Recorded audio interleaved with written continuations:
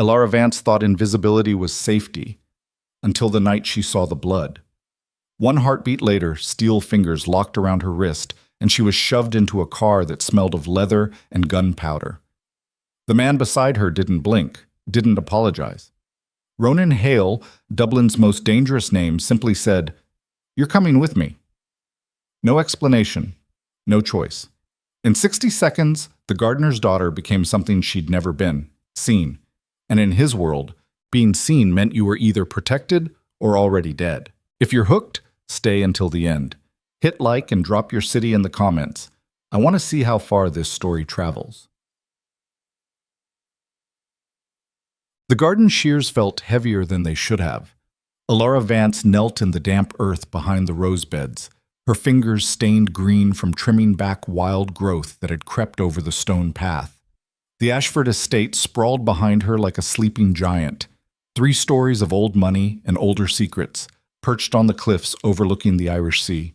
She'd lived here her entire life, 23 years of pruning hedges, watering orchards, staying quiet. Her father always said the same thing, "Keep your head down, Ellie. We're not part of their world." She'd believed him. The moon hung low and fat over the water, casting silver across the gravel driveway. It was nearly midnight.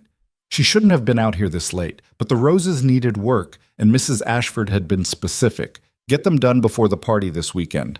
Elara didn't argue. She never did. She was wiping dirt from her palms when she heard the car, not the familiar purr of the Ashfords' vehicles. This was different, lower, meaner, the kind of engine that didn't apologize for the space it took. Elara froze.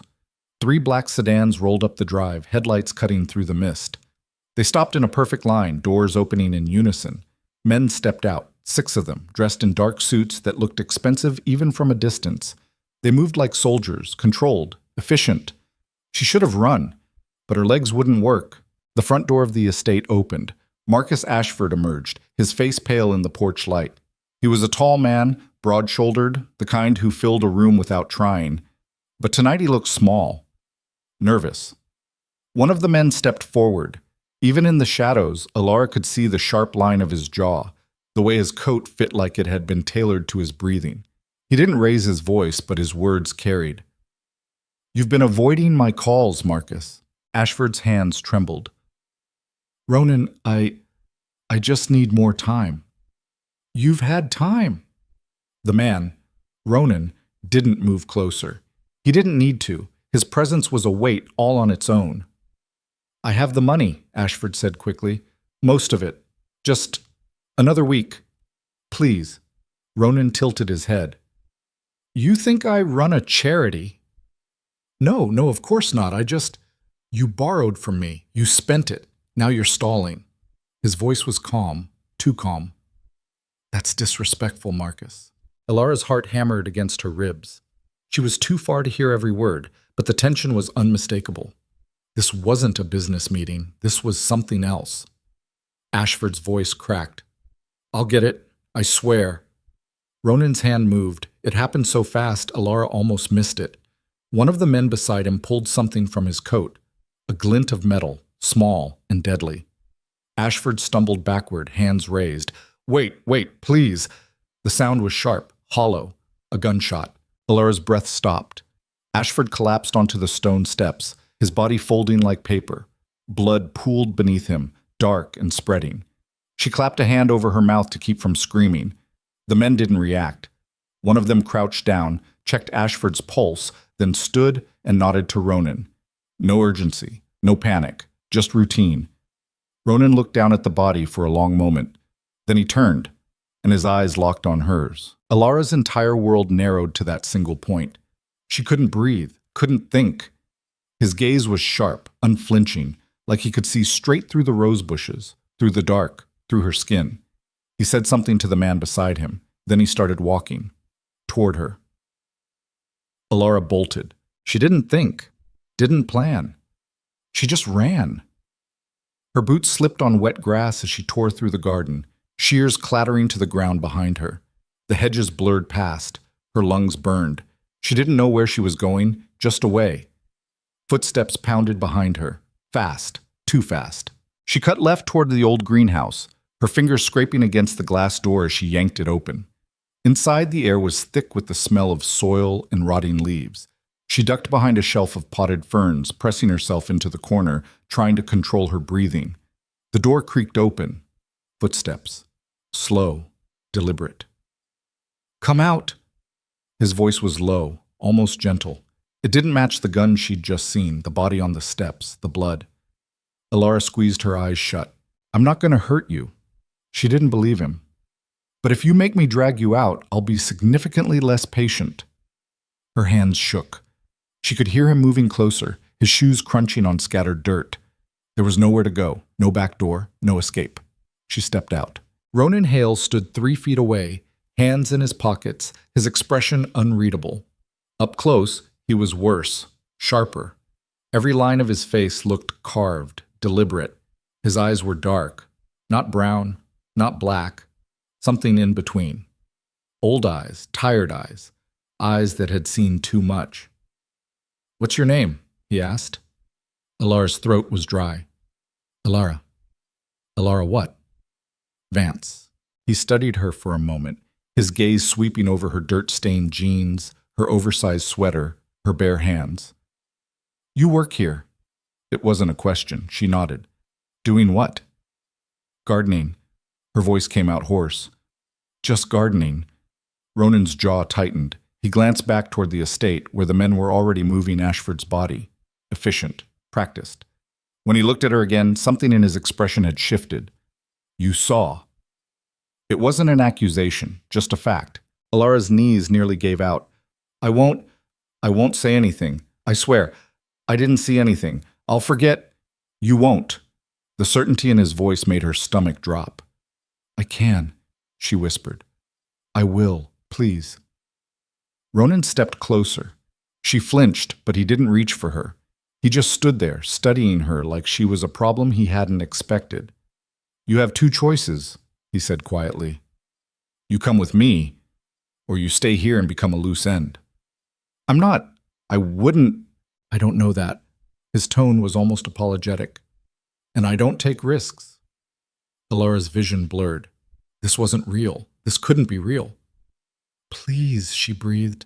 "I'm nobody. I'm just—" "You're a witness." He said it like it was the simplest thing in the world. And witnesses don't stay nobody for long. She wanted to run again, wanted to scream. But his eyes held her in place, and she knew that if she moved, if she fought, it would only make things worse. Ronan pulled his phone from his pocket, typed something, and slipped it away. "Car's coming," he said. "You're going to walk with me, calmly. Don't make a scene."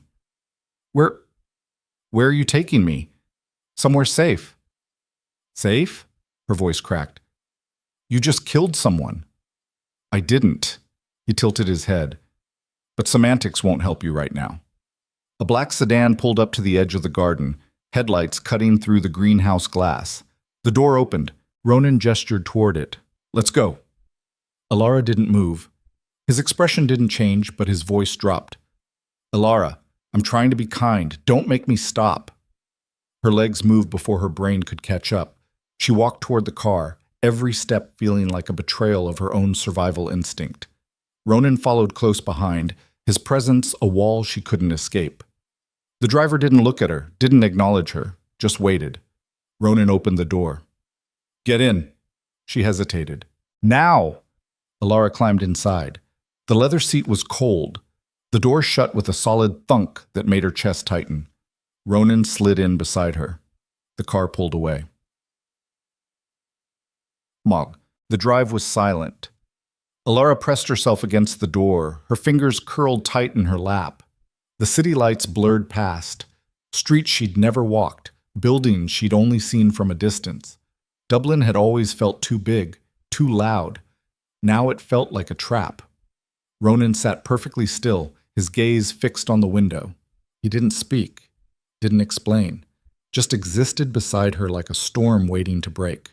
After 20 minutes, the car turned down a narrow street lined with old brick warehouses. It stopped in front of a building with no sign, no lights, just a steel door. Ronan got out. Alara didn't move. He leaned back in, his voice flat. "You can walk, or I can carry you. Your choice." She got out. The night air was sharp and cold, biting through her sweater. Ronan led her to the door, pressed his palm against a scanner, and it clicked open. Inside, the hallway was stark. Concrete floors, fluorescent lights, the smell of metal and oil. They took an elevator to the top floor. When the doors opened, Alara stepped into a space that didn't match the building below. It was sleek, modern. Floor-to-ceiling windows overlooked the city, and the furniture looked like it belonged in a magazine. Everything was clean lines and muted colors. Ronan shrugged off his coat and draped it over a chair. Sit. Alara didn't. He sighed. I'm not going to hurt you. You already did. His gaze snapped to hers, something flickering behind his eyes. Surprise, maybe. Or guilt. It was gone too fast to tell. Sit down, Alara. This time, she did. Ronan poured 2 glasses of water from a pitcher on the counter and set one in front of her. She didn't touch it. He sat across from her, his elbows on the table, hands folded. For a long moment, he just watched her. You're scared, he said finally. Of course I'm scared. Her voice shook. You kidnapped me. I removed you from a dangerous situation. You created the dangerous situation. Ronan's mouth twitched, almost a smile, but not quite. Fair. Alara's hands trembled in her lap.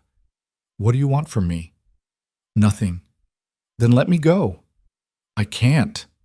Why not? He leaned back, his expression unreadable. Because the second you walk out that door, you become a target. And I don't feel like explaining to my associates why I left a witness alive. So you're just going to keep me here? Forever? For now. Alara's chest tightened. This is insane. Yes. He said it without irony. It is. She stared at him, searching for something, anything that made sense. But there was nothing, just cold logic wrapped in expensive clothes. Who are you? She whispered. Ronan's gaze didn't waver. You already know. She did. The name had been whispered in the Ashford household for years. Ronan Hale. The man you didn't cross. The man who owned half of Dublin's underworld and the other half pretended he didn't exist. I didn't ask for this, Alara said quietly. Neither did I.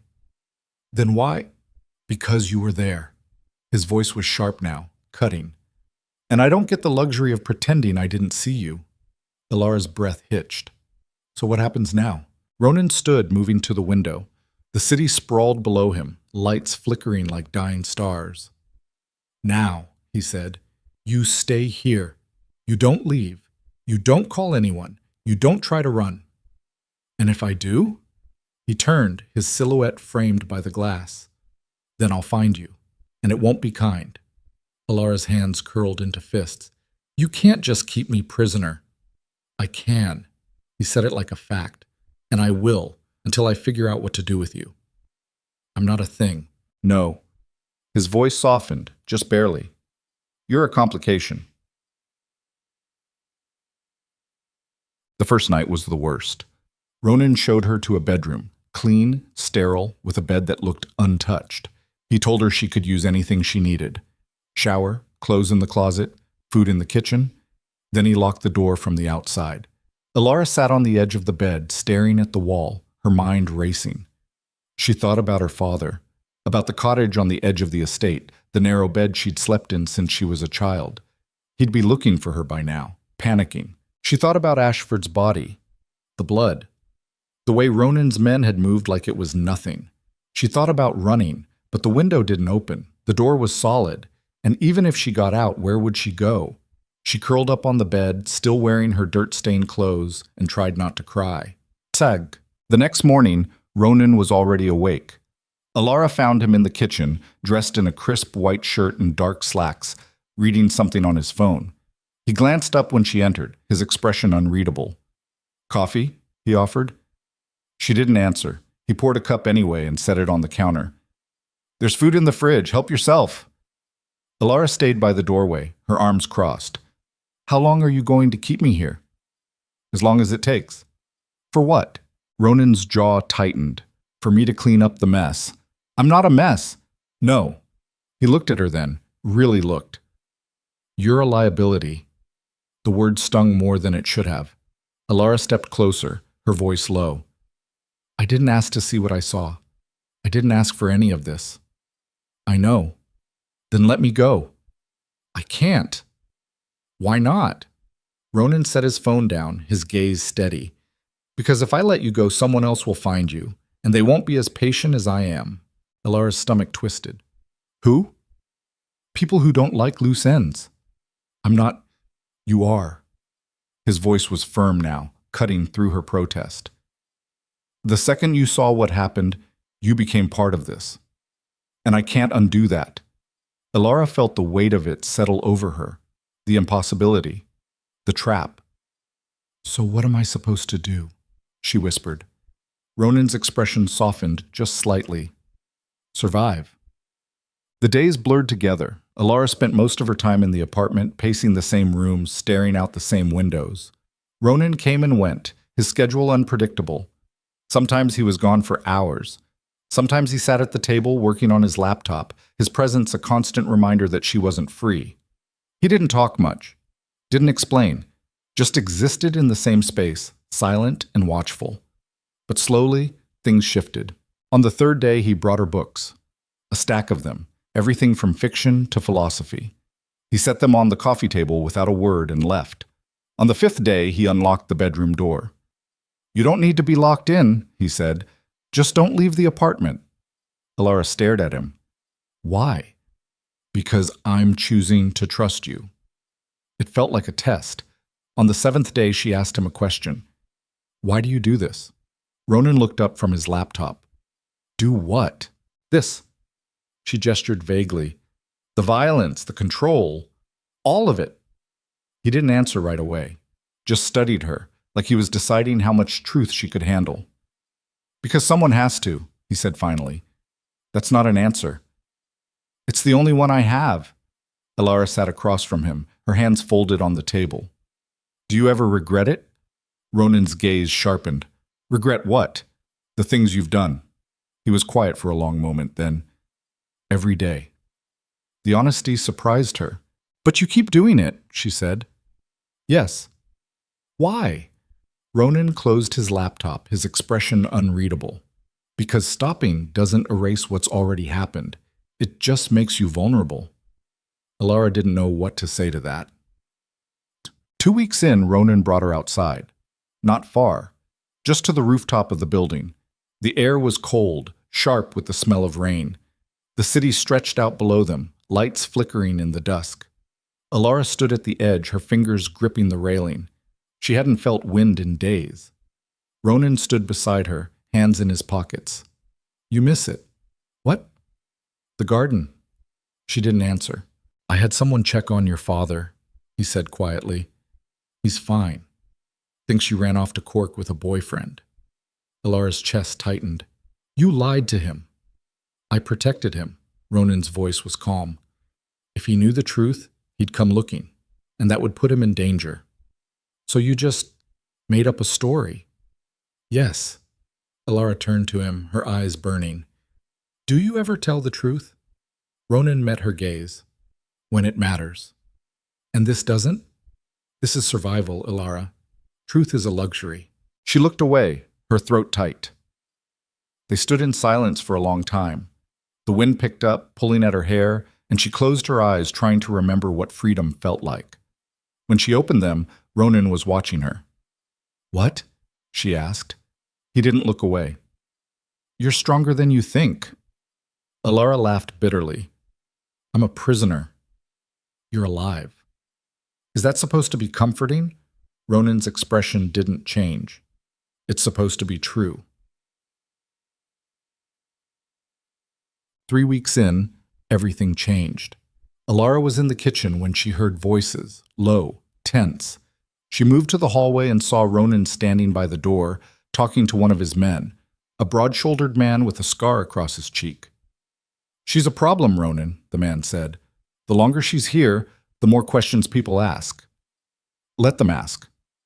They're not just asking, they're digging. Ronan's jaw tightened. Then bury it deeper. That's not how this works. You know that. Elara's heart pounded. She stepped back, trying to stay out of sight, but Ronan's gaze flicked to her. He saw her. The man followed his gaze, his expression hardening. She's listening. Ronan's voice was ice. Leave. Ronan, leave. The man hesitated, then turned and walked out. Ronan stood there for a moment, his shoulders tense. Then he looked at Alara. Come here. She didn't move. Alara. Slowly, she stepped into the hallway. Ronan's expression was unreadable. How much did you hear? Enough, he exhaled, running a hand through his hair. I need you to trust me. Trust you? Her voice cracked. You've kept me locked up for 3 weeks. I don't even know who you are. Yes, you do. No, I don't.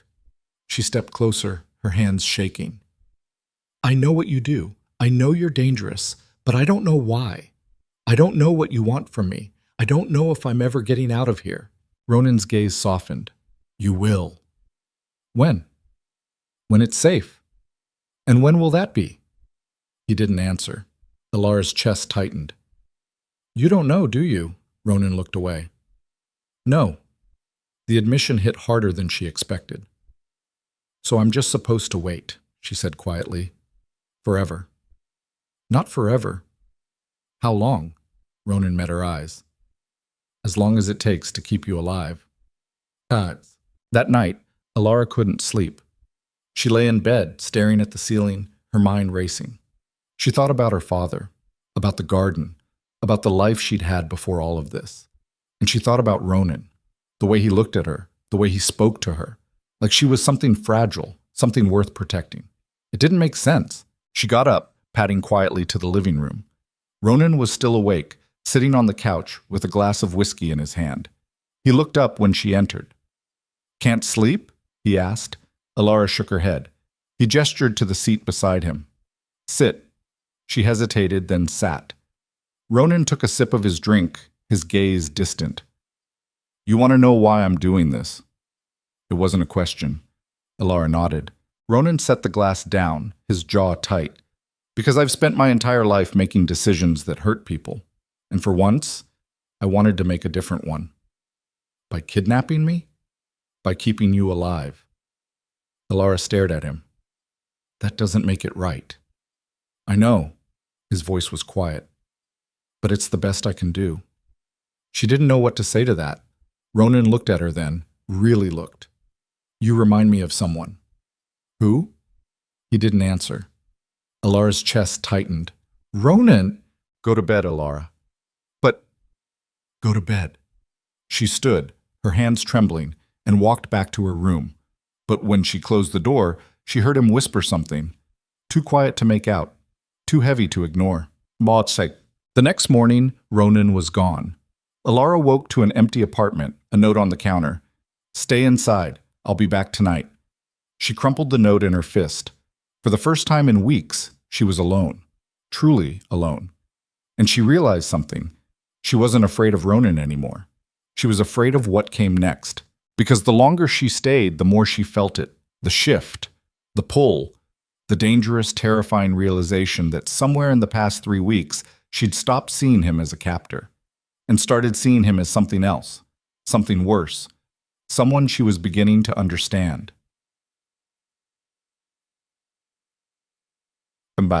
When Ronan came back that night, he wasn't alone. Alara heard voices. Multiple. Urgent. She stepped into the hallway and froze. Ronan stood in the living room, his shirt stained with blood. Not his, someone else's. His expression was hard, carved from stone, and beside him stood a woman. Tall. Elegant. With sharp eyes and sharper words. This is the girl, the woman asked, her gaze sweeping over Alara. Ronan's jaw tightened. Yes. The woman stepped closer, studying Alara like she was a puzzle. She doesn't look like much. She doesn't need to. The woman's smile was cold. You're playing a dangerous game, Ronan. I know. Do you? She tilted her head. Because from where I'm standing, it looks like you're about to lose everything. Ronan's voice was ice. Get out. The woman laughed. Gladly. She walked past Alara, pausing at the door. Good luck, darling. You're going to need it. Then she was gone. Alara turned to Ronan, her heart pounding.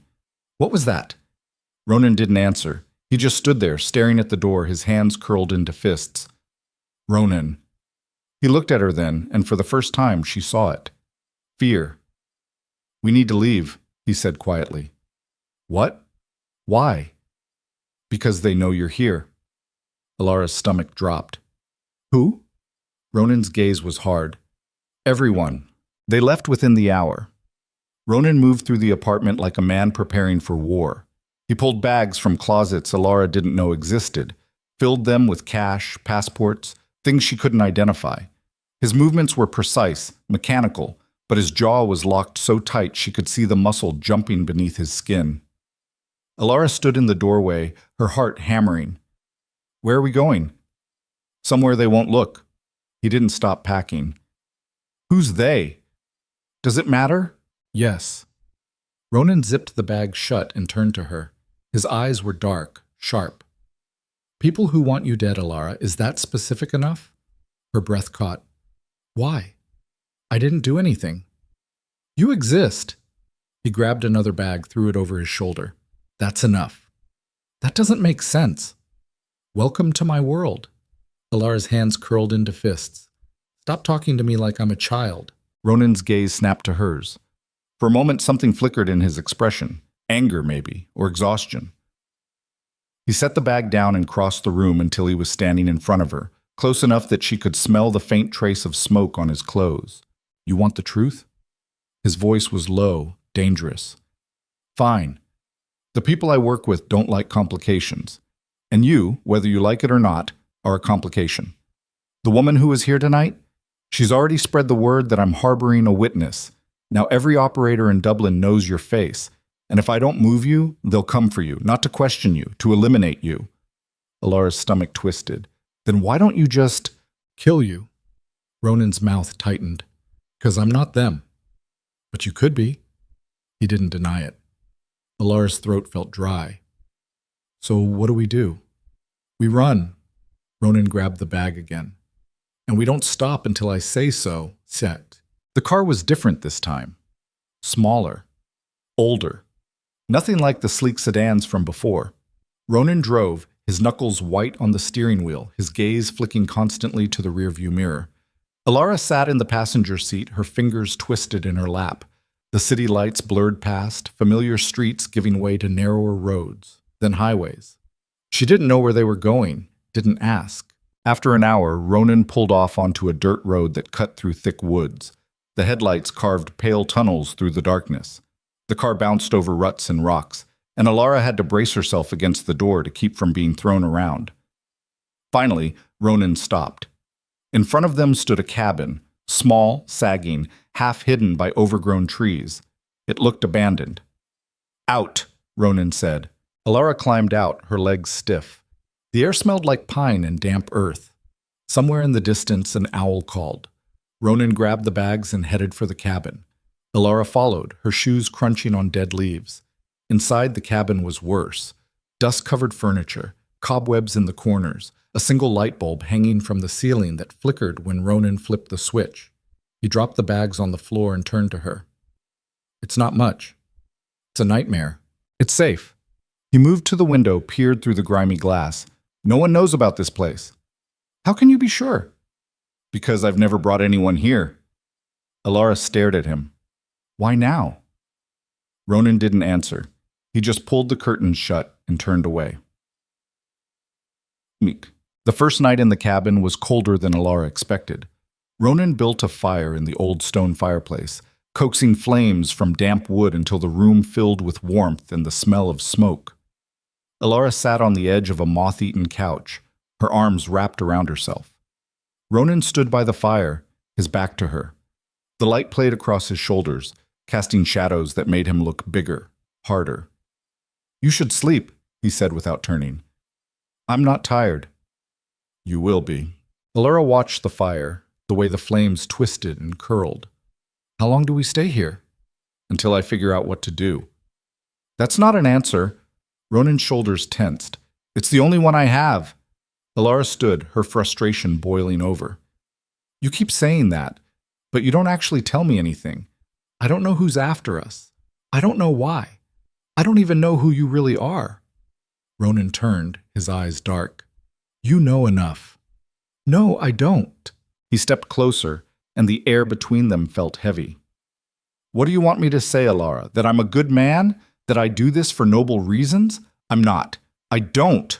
I run an empire built on fear and blood, and every decision I make destroys someone. That's who I am. Alara's voice shook. Then why did you save me? Ronan's jaw tightened. He looked away. I don't know. Liar. His gaze snapped back to hers, sharp and furious. Excuse me? You're lying.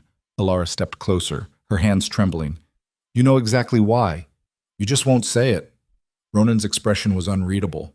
For a long moment, he just stared at her, his breathing controlled, deliberate. Then he turned and walked out. The door slammed behind him. Alara stood there, her chest heaving, the firelight flickering against the walls. She wanted to scream. Ronan didn't come back for hours. Alara tried to sleep, but the couch was lumpy and the silence was too loud. She kept thinking about the way he'd looked at her, the anger, the exhaustion, the fear. When he finally returned, it was past midnight. He didn't say anything, just walked to the other side of the room, dropped onto a chair, and stared at the dying fire. Alara sat up. Where did you go? Out! That's not an answer. Ronan's laugh was bitter. You're starting to sound like me. Maybe that's because you're rubbing off on me. He looked at her then, his eyes red-rimmed. That's not a good thing? Alara pulled a blanket around her shoulders. Why did that woman say I don't look like much? Ronan's expression hardened. Because she's a bitch. That's not why. He sighed, rubbing a hand over his face. She thinks you're leverage, something I'm holding on to for a reason. Am I? No. Then what am I? Ronan's gaze locked on hers. A mistake. The word hit like a slap. Alara's throat tightened. Thanks. Not like that. Ronan stood, pacing. I mean, keeping you alive is a mistake. Strategically, logically. Every rule I've ever followed says I should have dealt with you the night we met, but I didn't, and now I'm paying for it. So let me go. I can't. Why not? Ronan stopped pacing. His voice dropped, low and raw. Because I don't trust anyone else to keep you safe. Alara's breath caught. Ronan looked away, his hands curling into fists. That woman tonight? Siobhan. She runs the north side. We've worked together for years. And she'd kill you without blinking if it meant securing her territory. So would Marcus's old associates. So would half the people I do business with. The only reason you're still breathing is because I'm standing between you and them. And the second I step away, you're done. Alara's voice was barely a whisper. So what happens when you get tired of standing? Ronan met her eyes. I don't know. The days in the cabin bled together. Ronan barely spoke. He spent most of his time on his phone, making calls in clipped, tense sentences. Alara caught fragments, names she didn't recognize, places she'd never heard of, threats delivered in a voice that could cut glass. She tried to stay out of his way, cleaned the cabin, cooked what little food they had, stared out the window at the endless trees, but the silence was suffocating. On the third day, she broke. I need to call my father. Ronan looked up from his phone, his expression flat. No. He thinks I ran away. He's probably... I said no. Alara's hand shook. You can't just cut me off from everyone. I can. I am. Ronan stood, his jaw tight. Every call you make is a trail. Every message is a risk. I'm not letting you compromise our location because you're homesick. He's my father. And he's alive because he doesn't know where you are. Ronan's voice was cold. You want to keep it that way? Then shut up and stay quiet. Alara's vision blurred. I hate you. Ronan didn't flinch. Good. Hate keeps you sharp. She turned and walked away before he could see her cry. Gammed. That night, Alara woke to the sound of breaking glass. She bolted upright, her heart hammering. The cabin was dark except for the faint glow of embers in the fireplace. She could hear voices outside, low, harsh. Ronan was already on his feet, a gun in his hand. He moved to the window, peered out, then cursed under his breath. Stay here, he whispered. What's happening? They found us. Alara's stomach dropped. How? Doesn't matter. Ronan grabbed her arm, pulled her toward the back of the cabin. There's a door in the bedroom. It leads to the woods. You go through it, you run straight, you don't stop. What about you? I'll handle it. Ronan, go. The front door exploded inward. Two men stepped through, guns raised. Ronan fired before they could speak. The sound was deafening. One man dropped. The other dove behind the couch. Ronan shoved Alara toward the bedroom. Move! She ran. Behind her, she heard gunfire, shouting, the crash of furniture. She burst into the bedroom, found the door, yanked it open. The woods stretched out in front of her, dark and endless. She hesitated. Ronan's voice echoed through the cabin. Run! Alara ran. Branches tore at her clothes. Her breath came in ragged gasps. She didn't know where she was going, didn't care, just away. Behind her, the gunfire stopped. Then silence. Alara kept running until her legs gave out. She collapsed against a tree, her chest heaving, her hands bleeding from scraping against bark. She waited. Minutes stretched into hours. Ronan didn't come. When the sun rose, Alara was still in the woods. She didn't know which way to go. Didn't know if Ronan was alive or dead. Didn't know if the men were still looking for her. She was alone, truly alone, and terrified. She tried to retrace her steps, but everything looked the same. Trees, shadows, endless green. She walked for what felt like hours, her throat dry, her legs shaking. She was about to give up when she heard a sound. A car engine. Alara froze. The sound grew louder, closer. She ducked behind a tree, her heart pounding, and waited. A black SUV rolled into view. It stopped. The door opened. Ronan stepped out. Alara's breath left her in a rush. She stumbled forward, her legs barely holding her. Ronan turned, his eyes locking on hers. He looked like hell. His shirt was torn, stained with blood. His face was bruised, one eye swelling shut, but he was alive. Alara reached him, her hands shaking. I thought... Ronan grabbed her, pulled her close. His arms were iron around her, his breathing harsh against her hair. You ran, he said, his voice rough. You told me to. I know. He pulled back, his hands framing her face. Are you hurt? Alara shook her head. Ronan's jaw tightened. He looked at her like he was memorizing her, like he'd thought he'd never see her again. Then he let go and stepped back. We need to move, he said. Where? Somewhere they won't follow. Where's that? Ronan's expression was grim. I don't know yet. They drove for hours. Ronan didn't speak, didn't explain, just drove, his knuckles white on the wheel, his gaze distant. Alara watched him, her chest tight. The bruises on his face were darkening. Blood had dried on his collar. What happened back there? She asked quietly. I dealt with it. Ronan? They're dead, Alara. His voice was flat. All of them. That's what happened. Alara's stomach turned. Did you know them? Does it matter? Yes. Ronan's jaw tightened. One of them. His name was Liam. Worked for me for 3 years. Alara's breath caught. He turned on you? Money talks louder than loyalty. Ronan's laugh was bitter. I should have seen it coming. I'm sorry. Don't be. He glanced at her, his eyes hard. This is what my world looks like. Betrayal. Blood. Survival. You wanted to know who I am? This is it. Alara looked away. I didn't ask for this. Neither did I. They drove in silence after that. Bye, see. They stopped at a motel 2 hours later. It was a dump, peeling paint, flickering neon sign, a clerk who didn't ask questions. Ronan paid cash for a room. They climbed the stairs in silence. Inside, the room was small and stale.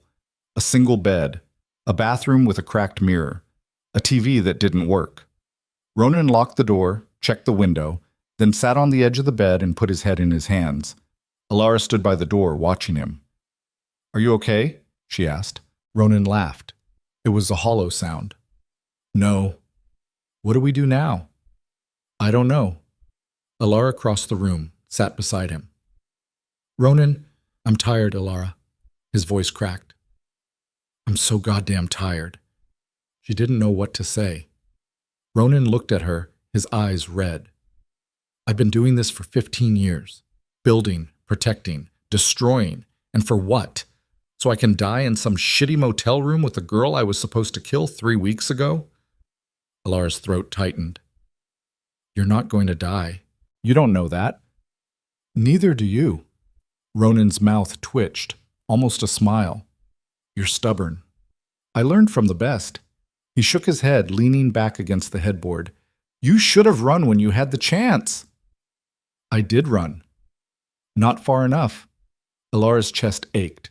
Maybe I didn't want to. Ronan's gaze sharpened. What? She looked away. Nothing. Alara. Forget it. Ronan grabbed her wrist, gentle but firm. Say it. Alara's heart pounded. She pulled her hand free, stood, walked to the window. Outside, the parking lot was empty. The neon sign buzzed and flickered. I don't know what I'm doing, she whispered. I don't know why I didn't keep running. I don't know why I... She trailed off, her hands curling into fists. Why you what? Alara turned to face him. Why I care if you live or die. Ronan stared at her, the silence stretched. Then he stood, crossed the room and stopped in front of her. You shouldn't, he said quietly. I know. I'm not a good man. I know. I'll only hurt you. You already have. Ronan's jaw tightened. His hand lifted, hesitated, then brushed a strand of hair from her face. His touch was careful, reverent. Alara's breath caught. This is a mistake, Ronan murmured. I know. We should stop. I know. But neither of them moved. Ronan's thumb traced the line of her jaw, his eyes searching hers. Tell me to walk away. Alara's voice was barely a whisper. I can't. Ronan's control snapped. He kissed her. It wasn't gentle. It was desperate, raw, like drowning and breathing at the same time. His hands tangled in her hair, pulling her closer, and Alara's fingers dug into his shoulders, holding on like he was the only solid thing in a world that had gone to hell. When they broke apart, both of them were breathing hard. Ronan rested his forehead against hers. This changes nothing. I know. We're still in danger. I know. I know. Alara's hands framed his face, her thumbs brushing over his bruised cheekbone. I know who you are, Ronan, and I'm still here. Ronan's eyes closed. You're going to regret this. Probably. He kissed her again, slower this time, like he was trying to memorize the shape of her mouth, the taste of her breath. When he pulled back, his voice was rough. Get some sleep. What about you? I'll keep watch. Alara wanted to argue, but exhaustion was pulling at her, dragging her under. She climbed onto the bed, still wearing her clothes, and closed her eyes. Ronan sat by the window, his gun on his lap, his gaze fixed on the parking lot. Alara fell asleep to the sound of his breathing. She woke to shouting. Alara bolted upright, disoriented. The room was dark. Ronan was at the window, his phone pressed to his ear, his voice low and furious. I don't care what you have to do. Find them. Now. He ended the call, threw the phone onto the bed. Alara sat up. What's wrong? Ronan turned to her, his expression grim. They know where we are. Her stomach dropped. How? I don't know. But we have maybe 20 minutes before they get here. Alara scrambled off the bed. Then we leave. It's not that simple. Ronan paced, his hands in his hair. They're covering every route out of the city. We run, they'll track us. We stay, they'll find us. So what do we do? Ronan stopped pacing, his gaze locked on hers. We fight. Alara's breath caught. What? We set a trap, lure them in, end this. That's insane. It's the only option. Ronan grabbed his gun, checked the clip. I'm done running, Alara, and I'm done letting them dictate the rules. Alara's hands shook. What if we lose? Ronan's smile was cold. Then we die fighting. Come out. They had 15 minutes. Ronan moved through the room like a man possessed, setting up tripwires, positioning furniture, checking angles. Alara helped where she could, her heart pounding. When they come through that door, Ronan said, pointing, you stay behind the bed. You don't move. You don't make a sound. Understand? Alara nodded. If I go down, you run. You don't look back. You don't try to help. You just run. Ronan, promise me. Alara's throat tightened. I promise. Ronan grabbed her face, kissed her hard and fast. Good. Then he took position by the door. They waited. The minutes crawled. Alara's breathing was too loud. Her pulse thundered in her ears. Then she heard it. Footsteps. Outside. Ronan's finger moved to the trigger. The door exploded inward. 3 men rushed through. Ronan fired. The first man dropped. The second dove left. The third fired back, and Ronan ducked behind the overturned table. Gunfire filled the room. Alara pressed herself against the floor, her hands over her ears, her heart hammering so hard she thought it would break through her ribs. Ronan moved like a predator, firing, dodging, reloading. One of the men went down, then another. The third man made it to the bed. He saw Alara, raised his gun. Ronan tackled him from the side. They hit the floor hard, grappling. The gun skittered across the room. Alara scrambled for it. Her fingers closed around the grip just as the man threw Ronan off. He lunged for her. Alara pulled the trigger. The sound was deafening. The man stopped, stared at her, then collapsed. Alara dropped the gun, her hand shaking so hard she couldn't breathe. Ronan pulled himself up, blood streaming from a cut above his eye. He looked at the body, then at her. You okay? Alara shook her head. Ronan crossed to her, pulled her into his arms. It's over. You're okay. But Alara couldn't stop shaking, because she just killed someone. And the worst part? She didn't feel guilty. She felt numb. They left the motel before the police arrived. Ronan drove in silence, his knuckles white on the wheel. Alara sat beside him, staring at her hands. She could still feel the recoil, the weight of the gun, the way the man had looked at her before he fell. Talk to me, Ronan said quietly. Alara didn't answer. Alara, I killed him. Her voice was hollow. You defended yourself. I killed him. Ronan pulled over, turned to her. Look at me. She couldn't. Ronan grabbed her chin, forced her to meet his eyes. You did what you had to do. You survived. That's all that matters. Is it? Yes. Alara's eyes burned. I don't feel like myself anymore. Ronan's expression softened. That's because you're not. You're changing, Alara. This world does that. It takes pieces of you and replaces them with something harder. I don't want to be hard. Too late. His thumb brushed her cheek. You already are. Alara pulled away, her chest tight. Where are we going? Ronan started the car again. Somewhere no one will find us. Where's that? His jaw tightened. My family's estate. Alara stared at him. You have family. Had. Ronan's voice was flat. They were all dead. Then why? Because no one knows about it. It's off the grid. Safe. Alara didn't believe him, but she didn't have a choice. The estate appeared out of the fog like a ghost. Tall iron gates, overgrown gardens, a sprawling manor house with dark windows and ivy crawling up the walls. Ronan drove through the gates and stopped in front of the house. Stay close, he said. They climbed out. The air was cold and damp, heavy with the smell of wet earth. Alara followed Ronan to the front door. He pulled out a key, old, tarnished, and unlocked it. Inside, the house was silent. Dust covered everything, furniture draped in white sheets, portraits on the walls, their faces obscured by grime.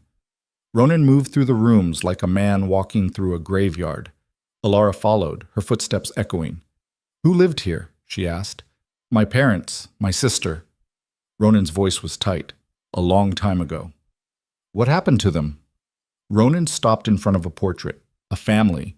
A man, a woman, 2 children. The paint was cracked, faded. They were killed, he said quietly, in their beds. While I was away. Alara's breath caught. Rivals. Competitors. Does it matter? Ronan's jaw tightened. I came home to find them all dead, and I swore I'd never let anyone close enough to hurt me again. Alara's chest ached. But you let me close. Ronan turned to her, his eyes dark. I know. Why? He didn't answer. Alara stepped closer. Ronan, the sound of a car engine cut her off. Ronan's entire body tensed. He grabbed her arm, pulled her toward the stairs. Upstairs. Now. What? Move. They ran. Ronan shoved her into a bedroom, locked the door. He moved to the window, looked out. His face went pale. No, he whispered. What? Who is it? Ronan turned to her, his expression stricken. Siobhan. Ilara's stomach dropped. Below, car doors slammed. Voices echoed. Ronan grabbed his gun, checked the clip. Then he looked at Ilara. Whatever happens, he said quietly, don't trust her. Ronan. The front door exploded open. Footsteps thundered through the house. Ronan moved to the door, his gun raised. And Ilara realized with cold, brutal clarity, this was it. The point of no return. They were out of places to run, out of time, and whatever came through that door would decide if they lived. The footsteps stopped outside the door. Ronan's finger rested on the trigger, his entire body coiled like a spring. Ilara pressed herself against the wall, her breath coming in shallow gasps. The silence stretched until it felt like her eardrums would burst. Then Siobhan's voice cut through the quiet, smooth as silk over razor wire. Ronan, darling, I know you're in there. Ronan didn't answer. Come now, don't be rude, we have so much to discuss. Ilara could hear the smile in her voice. It made her skin crawl. Ronan's jaw tightened. He moved to the door, pressed his back against the wall beside it. His eyes found Ilara's across the room. He mouthed one word. Stay. She nodded. I'm not interested in talking, Siobhan, Ronan called out. No? A soft laugh. That's disappointing, especially considering I brought someone you might want to see. Ronan's expression didn't change, but Ilara saw his knuckles whiten on the gun. Who? He asked. Why don't you open the door and find out? Silence. Ilara's heart hammered against her ribs.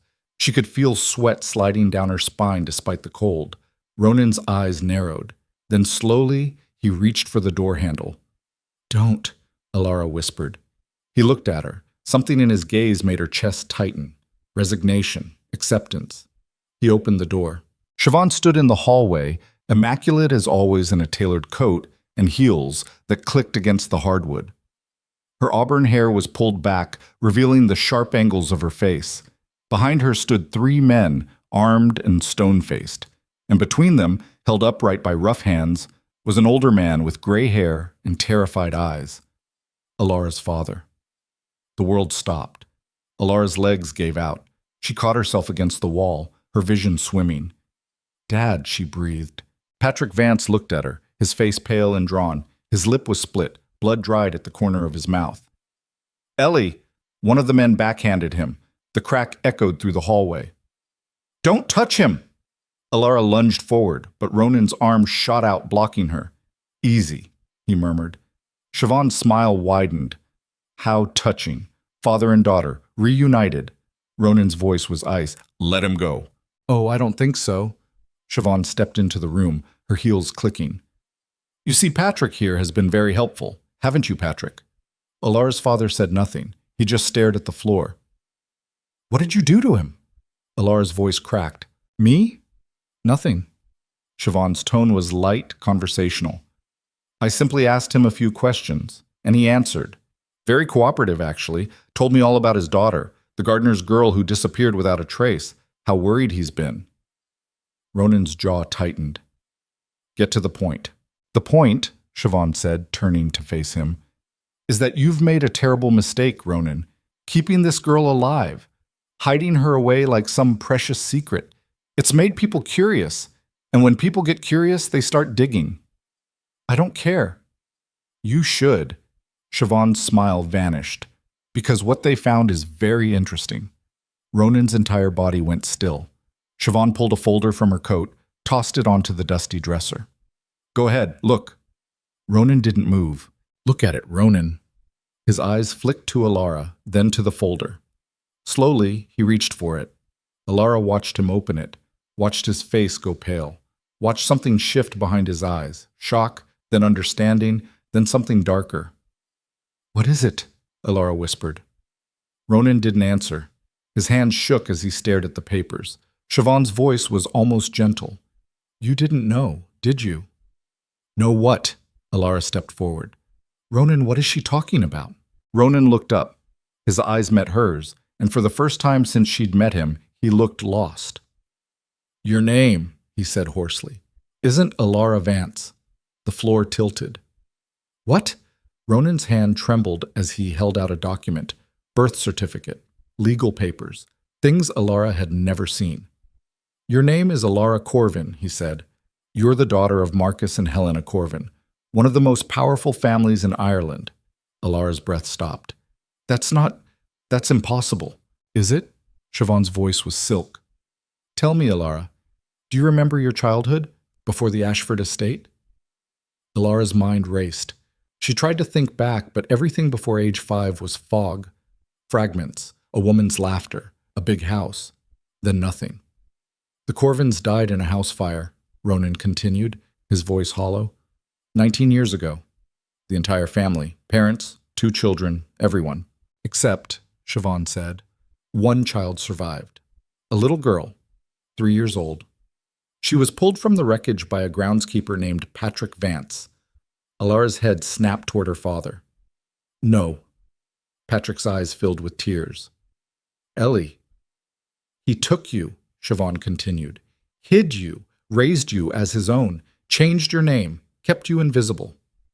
Alara's legs wouldn't hold her anymore. She sank to the floor, her entire world fracturing.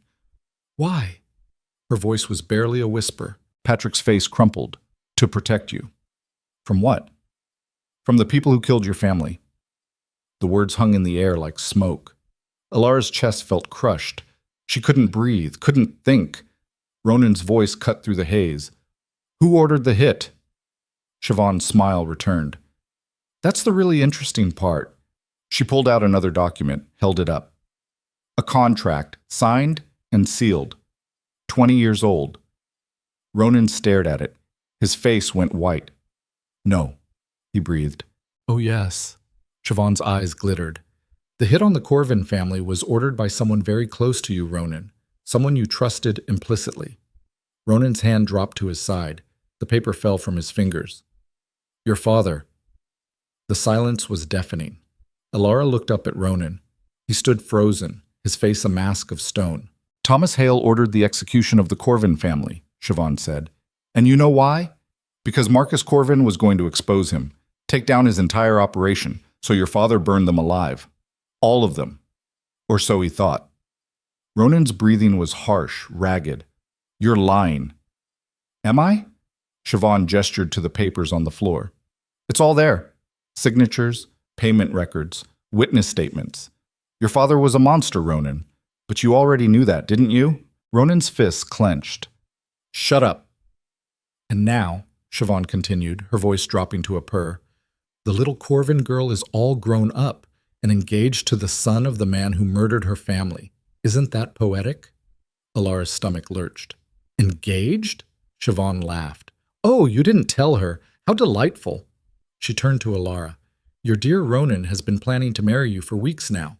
Secure the Corvin fortune. Legitimize his claim to their empire. Very strategic. Alara's gaze snapped to Ronan. Is that true? Ronan's jaw worked. He didn't answer. Ronan, her voice broke. Is it true? Yes. The word was barely audible. Alara felt like she'd been punched. You knew who I was the whole time. Not at first. When? Her voice rose. When did you know? Ronan's eyes closed. 2 weeks ago. The betrayal hit like a physical blow. 2 weeks, Alara whispered. You knew for 2 weeks and you didn't tell me. I was protecting you. Liar! She scrambled to her feet, her hands shaking. You were protecting yourself, your empire, your goddamn legacy. That's not... Everything you said was a lie. Tears streamed down her face. Everything... Ronan stepped toward her. Alara, please, don't touch me. She backed away, her vision blurring. Don't ever touch me again. Siobhan watched with obvious satisfaction. Well, this is going even better than I hoped. Ronan whirled on her, his face contorted with rage. Get out! Oh, I don't think so. Siobhan's voice hardened. You see, I have a proposition, and you're going to listen. I'm done listening to you. Even if it means Patrick Vance dies right here? Siobhan nodded to her men. One of them pressed a gun to Patrick's temple. Alara's scream caught in her throat. Ronan froze. That's better. Siobhan's smile was cold. Here's what's going to happen. You're going to sign over the Corvin estate to me. All of it. The assets, the properties, the offshore accounts, everything. And if I refuse? Then Patrick dies. And then Alara dies. And then I kill you anyway and take it all. Siobhan shrugged. Your choice. Ronan's hands curled into fists. You can't access the Corvin fortune without a blood heir. I know. Siobhan's gaze slid to Alara. That's why she's going to sign it over voluntarily. Aren't you, dear? Alara's throat was dry. I don't understand any of this. It's simple, Siobhan said. You're worth approximately 200 million euros, maybe more. The Corvin Empire was vast, and now that you're alive and verified, all of it belongs to you. Alara's head spun. I don't want it. That's irrelevant. Siobhan pulled out another document, set it on the dresser with a pen. Sign here, transfer everything to me, and I'll let you and your father walk away. Don't do it, Ronan said quietly. Alara's laugh was hollow. Why would I listen to you? Because she'll kill you both anyway. Ronan's voice was flat. The second you sign that paper, you're a loose end. Siobhan's smile didn't waver. He's not wrong. But at least this way you get a few more hours, maybe even a day. Doesn't that sound nice? Alara looked at her father, at Ronan, at the woman holding all the cards.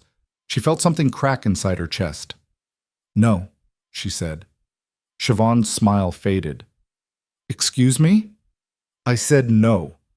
Alara's voice was stronger now. You want the Corvin fortune? Come and take it. The gun at Patrick's head cocked. Ellie? Patrick's voice broke. I'm not signing anything, Alara said. Her hand stopped shaking. Her breathing steadied. You want to kill us? Then do it. But you're not getting a damn thing from me. Siobhan's eyes narrowed. You're bluffing. Try me. For a long moment, no one moved. Then Siobhan laughed. It was a sharp, ugly sound. Well, you have more spine than I thought. How unfortunate. She nodded to her men. The one holding Patrick raised his gun. Ronan moved. He was faster than Alara thought possible. He grabbed Siobhan, spun her around, pressed his gun to her temple. Let him go, Ronan said quietly, or I paint this room with her brains. The men froze. Siobhan's voice was tight. You won't. Won't I? Ronan's finger tightened on the trigger. I've got nothing left to lose, Siobhan. You made sure of that. If you kill me, they'll kill you. I know. His voice was eerily calm. But you'll still be dead. The standoff stretched. Then one of the men made a choice. He shoved Patrick forward and raised his gun at Ronan. Patrick stumbled. Alara caught him, pulling him behind her. Let her go, Ronan, the man said. This doesn't have to get ugly. It's already ugly. Ronan's arm was iron around Siobhan's throat. Tell them to drop their weapons. I don't think so. Ronan pressed the gun harder against her temple. Now. Siobhan's breathing was shallow. Do it. The men hesitated. Then slowly they lowered their guns. Kick them away, Ronan ordered. They did. Ronan backed toward the door, dragging Siobhan with him. Alara, Patrick, move! Alara grabbed her father's arm, pulled him toward the hallway. They made it 3 steps before all hell broke loose. One of the men lunged. Ronan fired. The man dropped. Siobhan twisted, slamming her elbow into Ronan's ribs. He grunted, his grip loosening. She broke free. The other men grabbed their guns. Ronan shoved Alara and Patrick toward the stairs. Run! They ran. Gunfire exploded behind them. Alara heard shouting, the crash of furniture. She didn't look back. They hit the stairs, stumbled down. Patrick's legs gave out halfway. Alara caught him, hauled him up. Come on, she gasped. Almost there. They burst through the front door into cold night air. Ronan's car was still there. Alara pulled the door open, shoved her father inside. Where's Ronan? Patrick wheezed. Alara looked back at the house. Gunfire still echoed from inside. Her chest tightened. Ellie, we have to go. Not without him. He's not coming. Alara's hands shook on the doorframe. Every instinct screamed at her to run. to save herself, to leave him, but she couldn't. She turned, started back toward the house. Patrick grabbed her arm. Ellie, no. I have to. He lied to you. He used you. I know, Alara pulled free. But I'm not leaving him. She ran, back through the door, up the stairs, following the sound of gunfire. She found Ronan in the hallway, pressed behind an overturned bookshelf. Blood stained his shoulder. His gun was empty. Two of Siobhan's men advanced from the other end of the hall.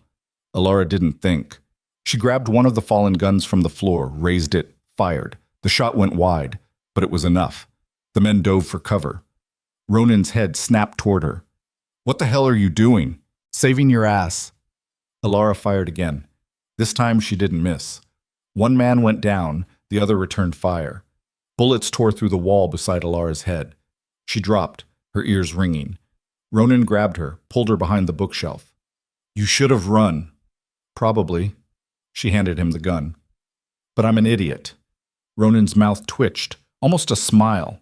Then he leaned out and fired. The last man dropped. Silence fell. Ronan sagged against the wall, his breathing labored. Blood seeped through his shirt. You're hit, Alara said. I'm fine. You're bleeding. I said I'm fine. He pushed himself up, grimacing. Where's your father? In the car. Good. Let's go. They made it halfway down the stairs before Siobhan appeared. She stood in the doorway, gun raised, her face twisted with fury. You ruined everything, she hissed. Ronan stepped in front of Alara. It was already ruined. I gave you a chance, a clean way out. I don't want your chances. Siobhan's finger tightened on the trigger. Then die. The gun went off. Ronan jerked backward. Alara screamed. He hit the stairs hard, tumbling. Alara lunged for him, caught his arm. Blood spread across his chest. No, no, no! Alara pressed her hands against the wound. Stay with me, Ronan, stay with me.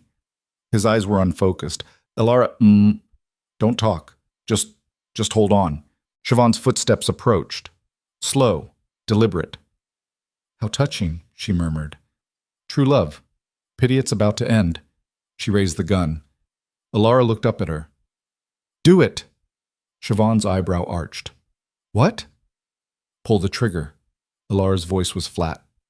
Kill me, but you'll never get the money. Never. I'll make sure of it. You're bluffing. Am I? Alara's laugh was bitter. I just found out I'm the heir to a fortune built on blood. That my entire life is a lie. That the man her voice caught. That everyone I trusted used me. So go ahead, kill me. At least I won't have to live with it. Siobhan stared at her. Then she lowered the gun. You're more trouble than you're worth, she said. Both of you. She turned and walked away. Alara didn't watch her go. She just held Ronan, her hands slick with his blood. Hey, she whispered. Look at me. Ronan's eyes found hers. They were glassy, distant. You're going to be okay, Alara said. You hear me? You're going to be fine. Liar, he breathed. I learned from the best. His mouth quirked. Lara, don't. She pressed harder against the wound. Don't say goodbye. Not yet. I'm sorry. I know.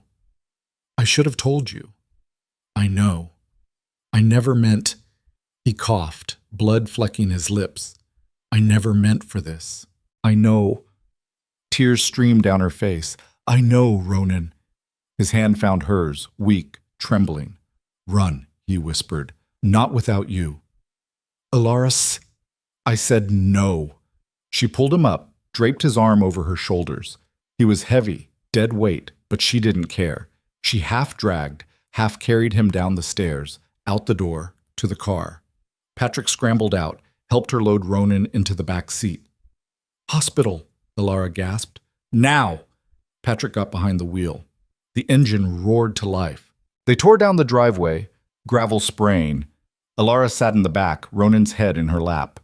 She pressed her jacket against his chest, trying to slow the bleeding. Stay with me, she murmured. Please, just stay with me. Ronan's eyes fluttered. Alara, I'm here. I'm right here. His hand found hers, squeezed, then went limp. No, Alara's voice cracked. No, no, no. Ronan, wake up. Wake up. His chest still rose and fell, barely. Patrick's voice was tight. How far to the hospital? 10 minutes. He doesn't have 10 minutes. Alara looked down at Ronan's pale face, at the blood soaking through her jacket, at the way his breathing had turned shallow, ragged, and she made a decision. Pull over, she said. What? Pull over, now. Patrick slammed on the brakes. Alara climbed out, pulled her phone from her pocket. Her hands shook so hard she could barely dial. The line connected. This is Alara Corvin, she said. Her voice was ice. I need an ambulance, I need a team, and I need Victor Dre. Patrick's head snapped around. Ellie, what are you I'm making a deal. She looked down at Ronan, her jaw tight. The only one I have left. The voice on the other end spoke. Calm, measured. What are you offering? Alara's chest felt hollow. Everything. In exchange for? His life. A pause. We'll be there in 5 minutes. The line went dead. Alara sank to her knees beside the car, her hands in her hair. Patrick crouched beside her. Who is Victor Dre? Alara's laugh was hollow. The man who killed my family. Patrick's face went white. Ellie. He's the only one with the resources to save Ronan. The only one who can protect us from Siobhan. She looked at her father, tears streaming down her face. And the only one who wants the Corvin fortune more than anyone.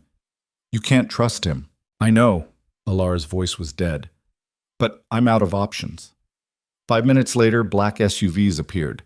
Men in suits stepped out. Efficient. Professional. They loaded Ronan onto a stretcher, worked on him with practiced precision. And from the lead vehicle, a man emerged. Tall, silver-haired, with eyes that looked like they'd seen empires rise and fall. Victor Dre.